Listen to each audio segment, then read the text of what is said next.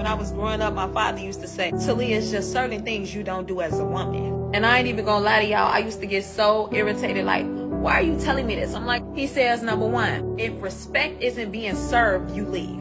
I used to say, just like that. He said, oh yeah, just like that. You teach people how to treat you. Number two, he said, you never go out to eat with a man and not have that bill times two. I said, so what you mean? He says the amount it takes to feed two people, you and him at that table, you don't go out to eat with that man unless you have that times two. I said, okay, clock it. Never thought I would need that one. I was 25 years old, called myself dating a man, and as we sat down at the dinner table, we had a heated discussion. He asked me did I think I was all of that because I had money, had my own car, had things going on for myself. And I said, no, I don't think I'm all of that, but I do have the things that I have for myself. What type of question are you asking me? He says, oh yeah, well how would you feel if I got up and left you at this table right now? You have to pay your own bill, you got it?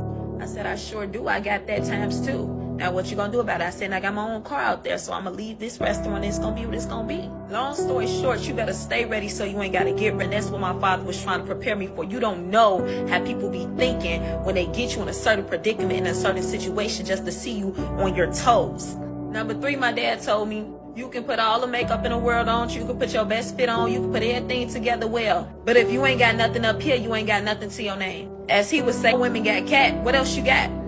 And I went home that day to my mama's house crying. I was mad, I was upset. I felt like my own dad was telling me I wasn't pretty because at that time I was popping my stuff. I ain't had no money for real, but I was popping my little stuff. I had my hair done and my nail, you know, until I got older and realized that an empty place without no furniture ain't no home.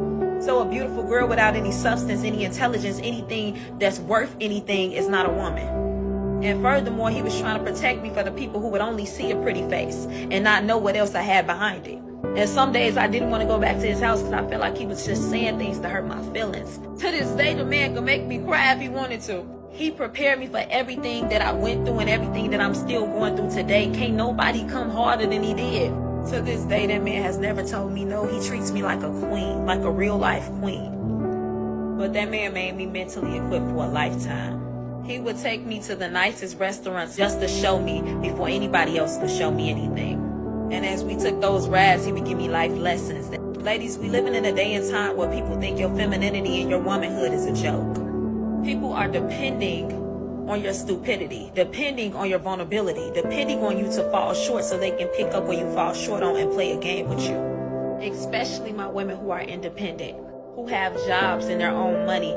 See, some men are taking that as a hit or a threat to their manhood, to their masculinity. And the lifts that they would go to make you feel like you're small, to get their power back, is so dangerous.